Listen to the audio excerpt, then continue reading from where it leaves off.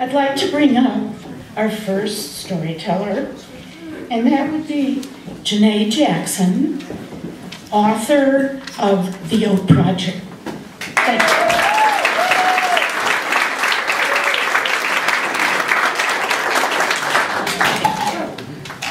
Hi, everybody.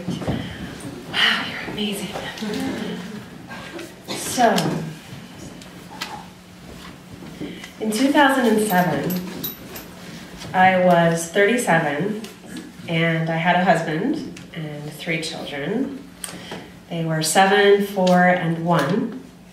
And I had a wide group of friends. Half of you I knew then.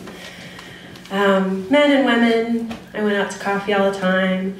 My husband then was an introvert, and he was like, please go, get away from home, have some fun. And I came to know this group of moms at my kids' school. It's the public Montessori on the west side.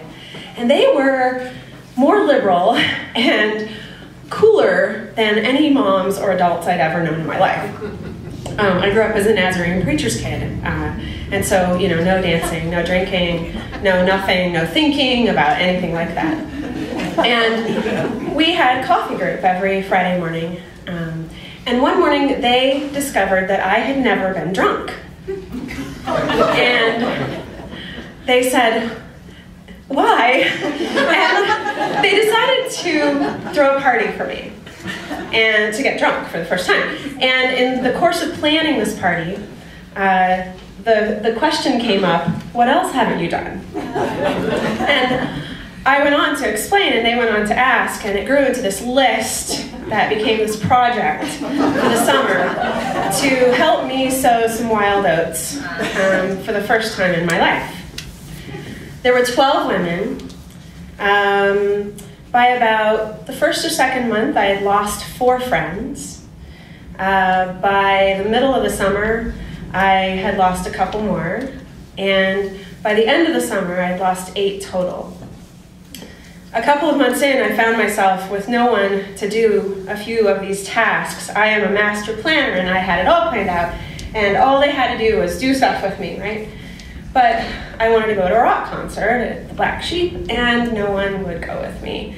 And so I had this other friend, Owen. I had met him at the grocery store, checking out. I was ignoring him, really. I like my groceries well organized, and I was trying to write a check as well. And I hear him say, what are you reading these days? And I went on about a nonfiction book I was reading, and then I said, well, I always read Dune. I mean, I'm always reading that.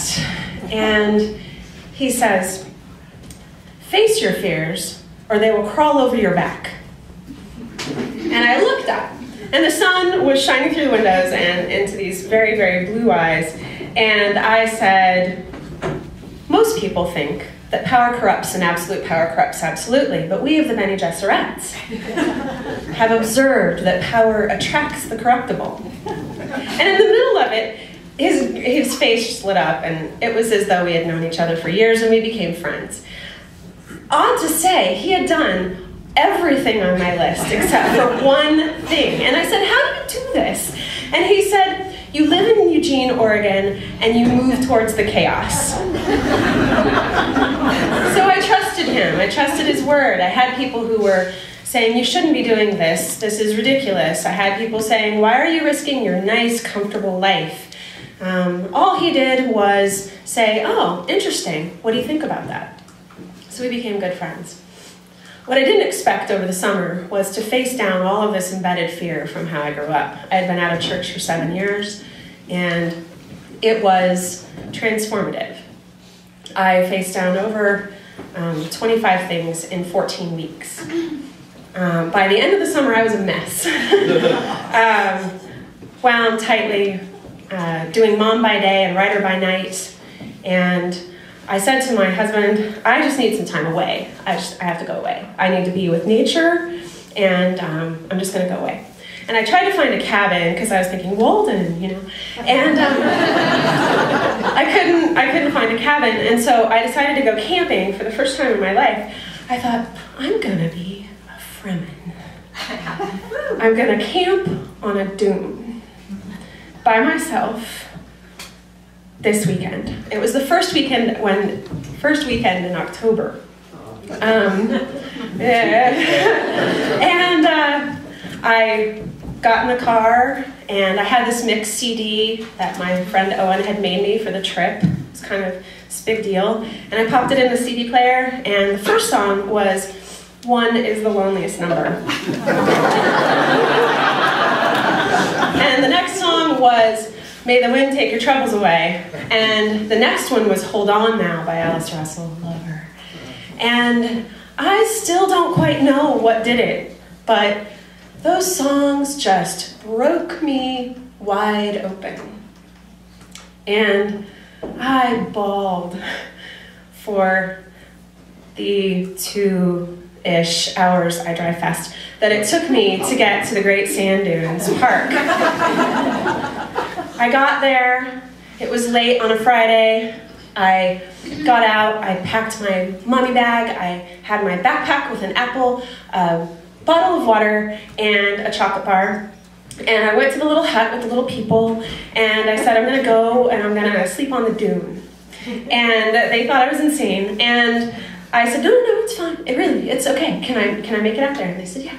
So I tramped out, the light was fading, and I made it out to just really the first dune. I'm not gonna exaggerate. I'm bad at hiking or something. And it was dark, and I sat down, and I looked over towards the campground, because that was my only view, and there's this wide swath of brush, and I had researched very, very much, and so, I knew about bears. And I was petrified. And I watched the heavens move across the sky, the stars, and I realized why I was there. This was at about midnight after I had tried to sleep, and the front moved in, and I was cinched down in my mummy bag. And I saw the stars above me, and I saw the eternity of them. And I thought, why do our lives matter compared to that? And it was love. And how do we do that? And the word cherish came to mind. And then the words, the heart is a muscle. And I determined that I was there because I loved my husband and my children and all my friends, and I loved Owen. And he was firmly in friend box because I love my friends. Many of you know that. And I came down off the dune the next morning. I slept the next night, finally, in my car, not on the dune. And I woke with the moon in my eyes the next morning. And I got out of my car, and I got my stuff out of the bear box, and I went to brush my teeth, and I just started driving home. Now, I wasn't due home until that night, and any of you who have children, small children, know that any time away is kind of a gift. And so I was not going home. I love them, but I'm not going home yet. And I called my friend Owen. It was about 8:15 in the morning, and I said, can I just crash at your house? Because I didn't really sleep at all on the dune, and then I didn't really sleep in my car, and I just need to sleep. He said, okay. So I got there, and he said, do you want to sleep on the couch or do you want to sleep upstairs? And the couch was covered with cat hair. And I said, I would like to sleep upstairs, it's fine.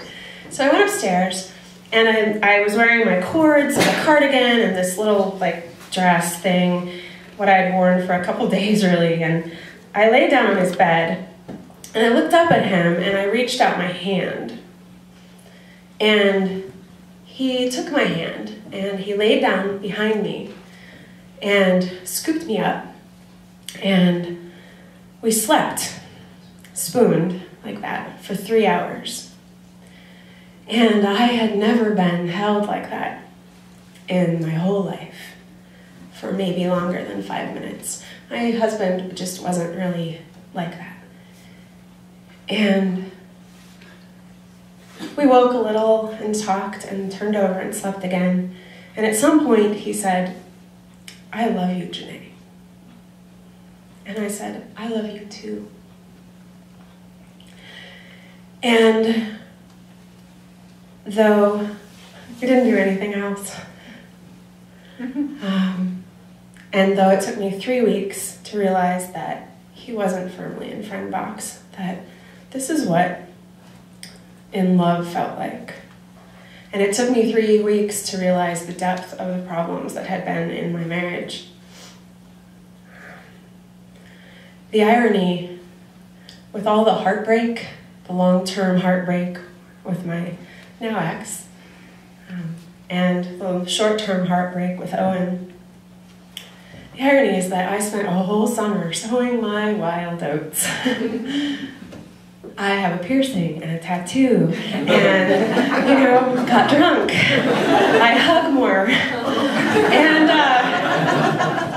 the one wild oat that I thought I had already sown wasn't on my list. Took me by surprise. And it soaked that whole summer in the wild, deep, shattering first love.